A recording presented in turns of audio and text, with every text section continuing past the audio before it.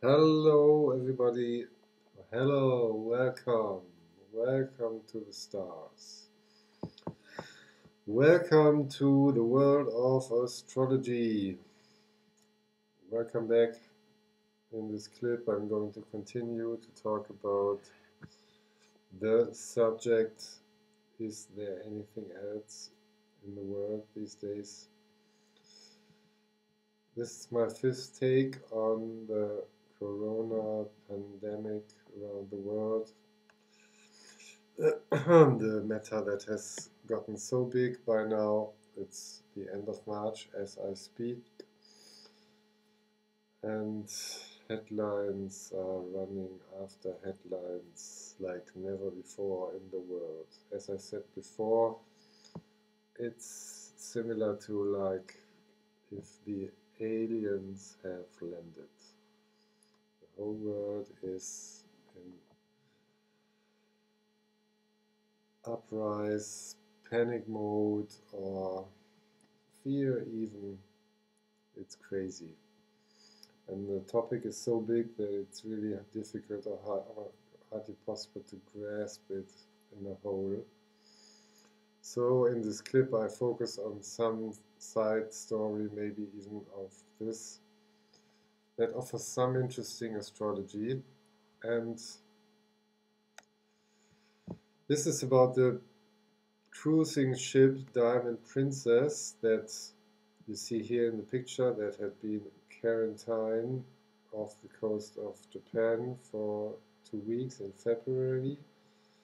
There were about 3,500 people on board, and infections and all that.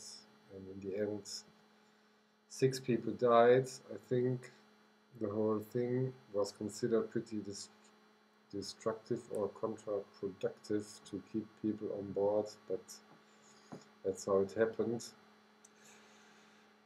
So in this clip I'm going to talk about the astrology around this side story, the astrology of this ship and how to approach a matter like this. Now,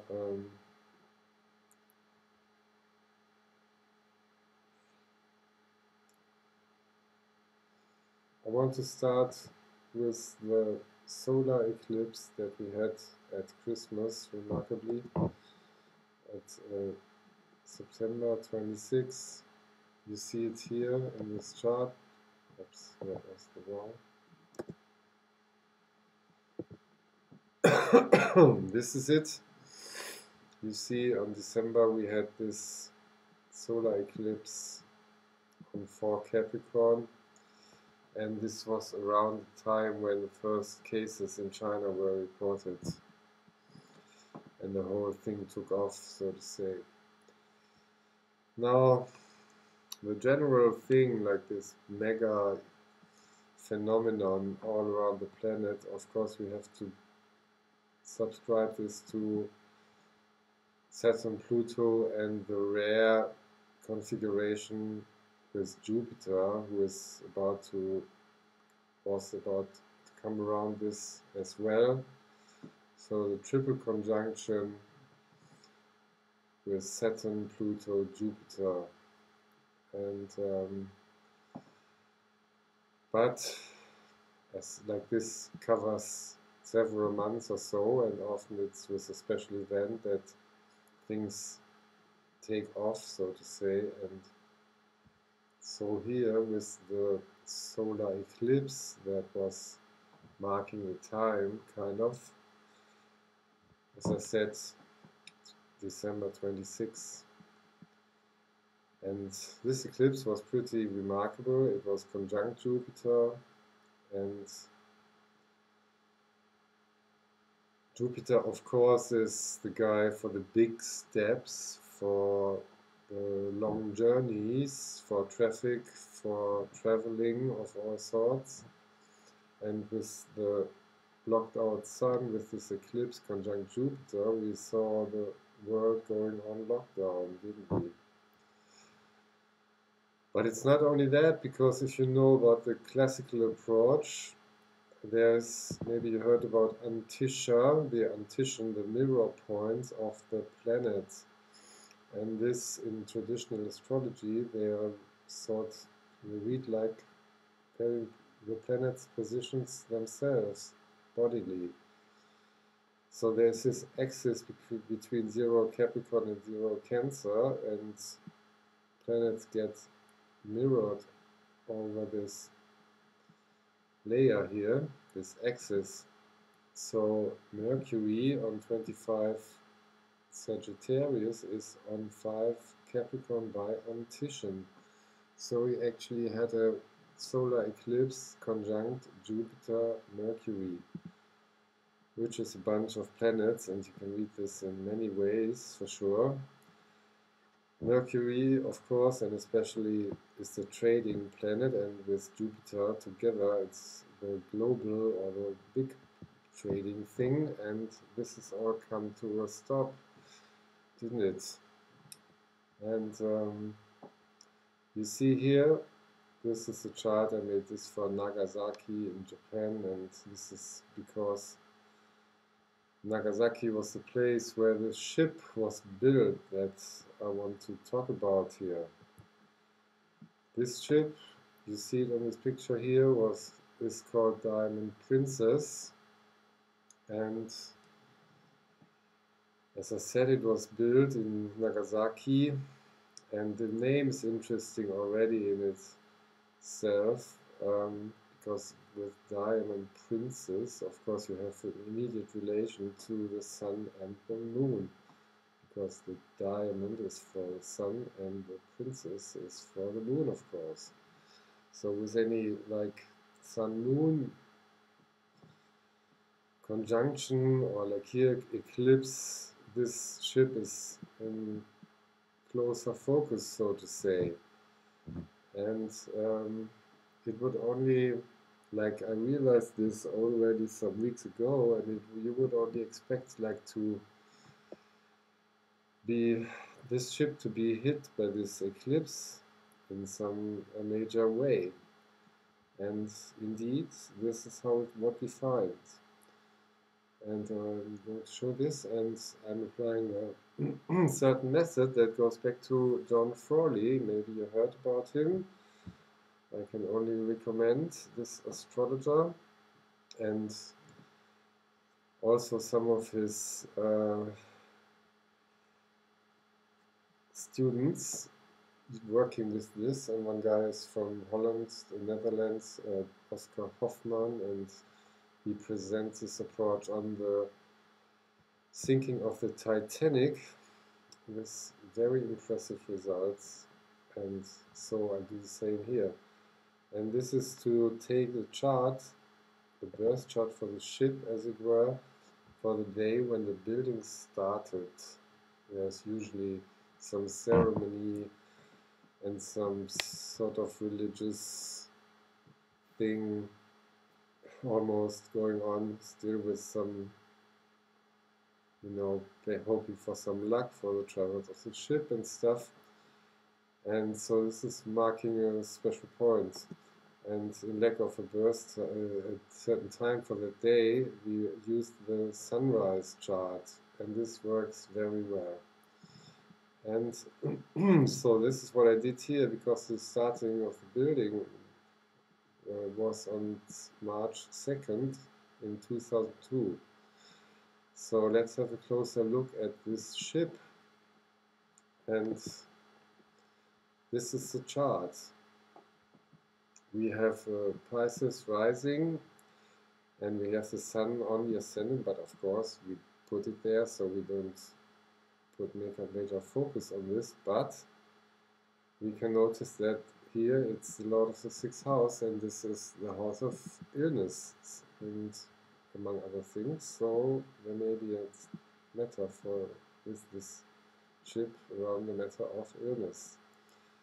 Now next, the ruler in Pisces traditionally, of course, is Jupiter. So we look at Jupiter, it's in Cancer.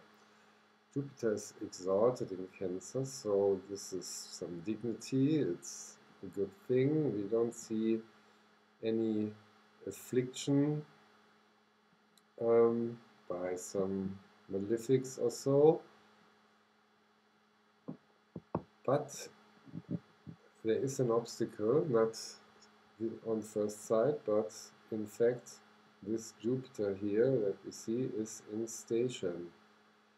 It is not moving.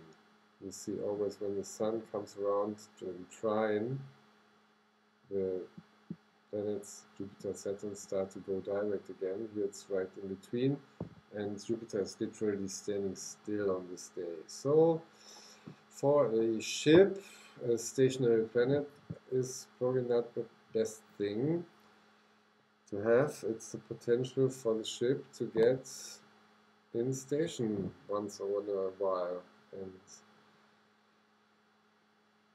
yes, and of course this Jupiter is not anywhere in the chart, but it's on 5 Cancer, and so it's right in the opposition of this eclipse that I was just talking about. So doesn't that make sense right from the beginning? I think it does. It's interesting also that I spoke about the Diamond Princess, the name, and again, if we apply antition, we have the moon here on 17 Pisces, Libra, and by antition, the mirror through its axis, this moon falls on 12 Pisces, so 17 goes on 13 almost Pisces.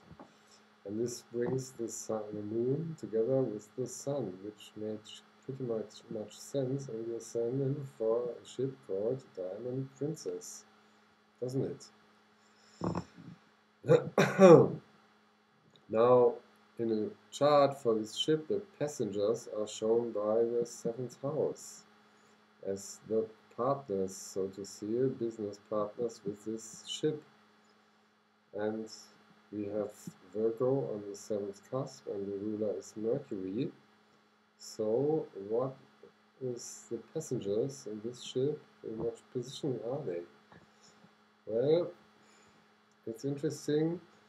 Mercury is not good or bad. It's peregrine, so without any dignity, but also not debilitated. But it is in the 12th house, and the 12th house is not the best place in the chart. It's the 12th house rules prisons, among other things, and this quarantine thing, of course, is some kind of imprisonment for sure. Also, Mercury is special because the moon is right between, it moves from Mercury, you see the trine with Mercury, and it moves to the sextile Pluto that is right on the MC. So this is some special script, so to say. Pluto can have many meanings. It rules the extreme, can be the luxury or the specialness of this event, of this ship doing their journeys. But Pluto, of course, is the word of the underground and the lord of, like god of the underground, and having it here up in the sky is a peculiar. And of course, Pluto is fear and stuff as well, and tension. And the moon is connecting these, so Mercury with the Pluto potentially. So there may be some issues around this. And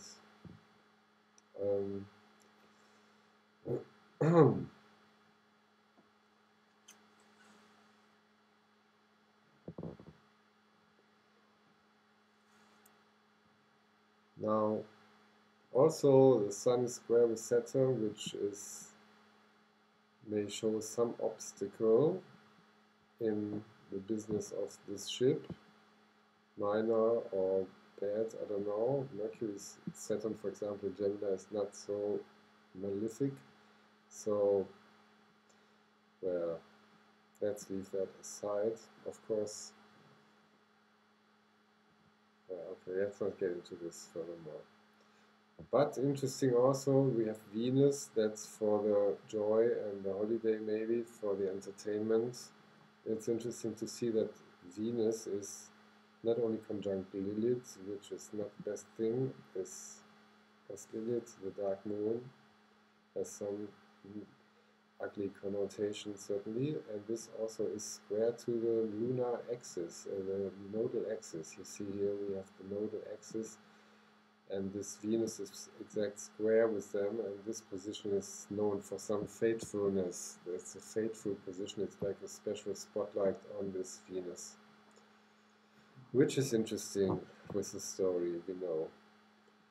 Now, as I said, it's remarkable already that the eclipse, of course, happened in opposition to this Lord 1 of this chart, and this ship was one of the major stories in the early development of the corona pandemic.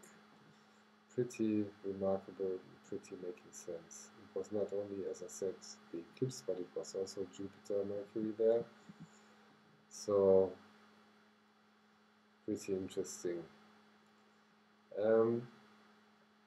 Yeah, and how do we go further? We look at the progressions usually next time, and this will be getting even more confirming what we have seen by now, because here we have the same chart with the progressions, and what do we find? Imagine the ship was building started in 2002, and now it's 18 years since then.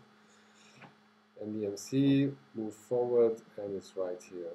It's right on the eclipse, and it's right opposing that Jupiter, Lord 1 of this chart showing the ship itself.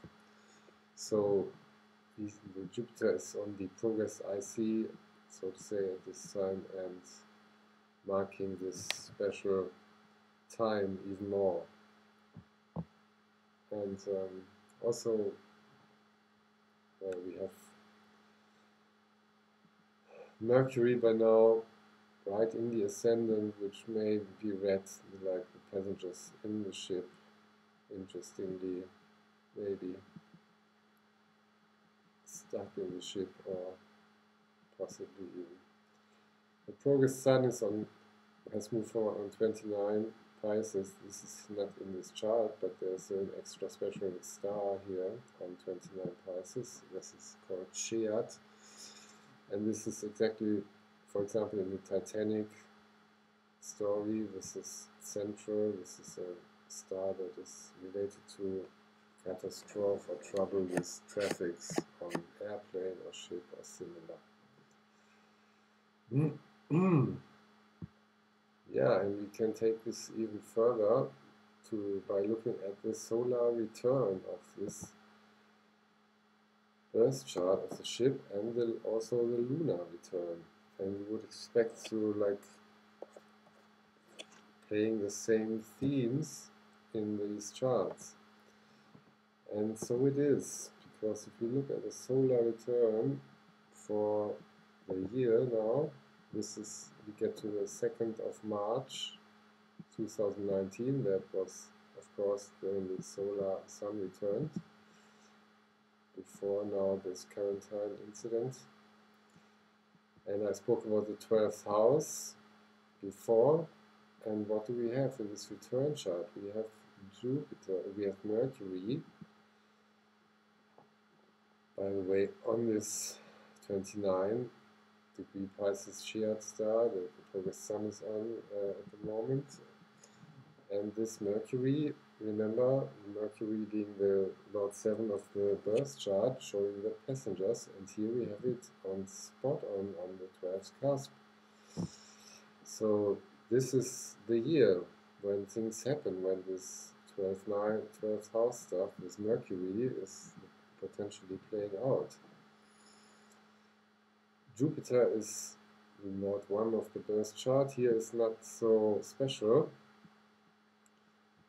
but we may notice Venus, Lord 1 of this return chart, in this square with Uranus, which may talk of some unexpected Venus stuff, travel, joy, holiday stuff, and maybe also Lord 7 of this return chart, again showing the passengers sitting right on the ascendant on the ship, again maybe literally a picture of the passengers on this ship.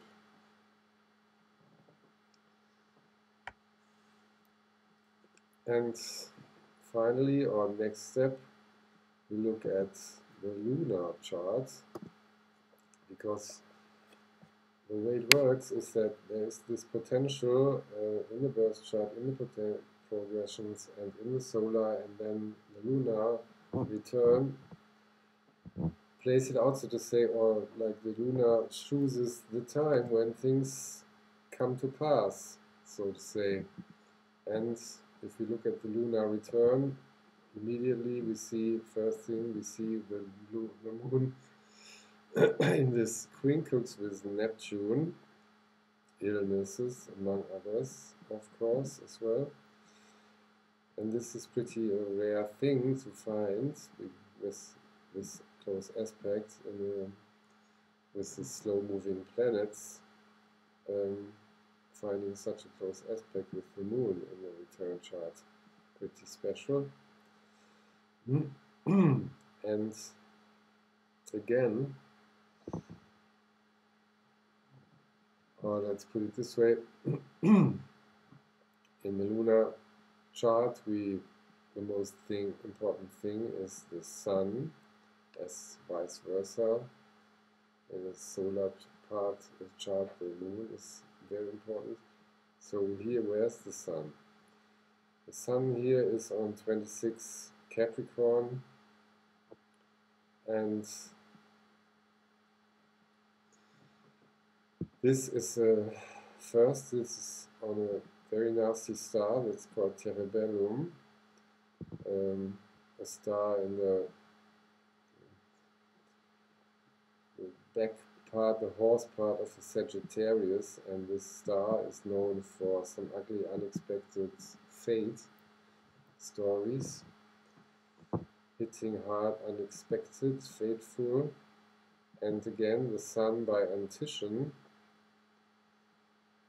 is on the 12th cusp again, so we have this 12th cusp thing once more.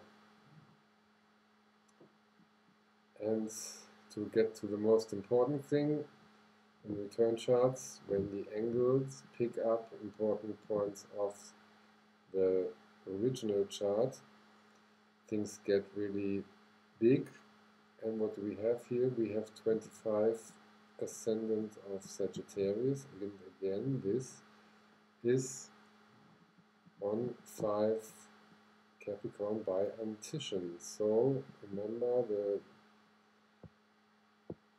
radical, the original Jupiter on 5 for Cancer now is picked up by the descendant, or you know what I mean. This is picked up by this lunar, putting this Jupiter on the angle, Jupiter from the birth chart on the angle of this lunar return chart, which is the script for things to come to pass, so to say.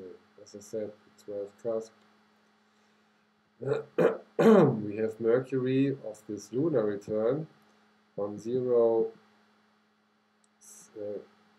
Aquarius, right within the second cusp, and well, I'm not sure about this, but it's always very important when planets change signs, and here is the fact that it's going from cardinal to fixed.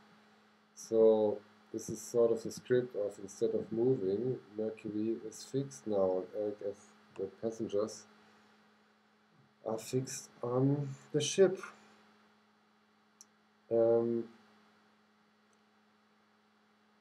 Yes, pretty much making sense. Remarkable. And again, go back to the solar, because I forgot something here. I said in the solar return, most important is the position of the moon. And in the solar return, we have the moon on 20 Capricorn running into Pluto right away. Also pretty descriptive for this Pluto experience that is playing out.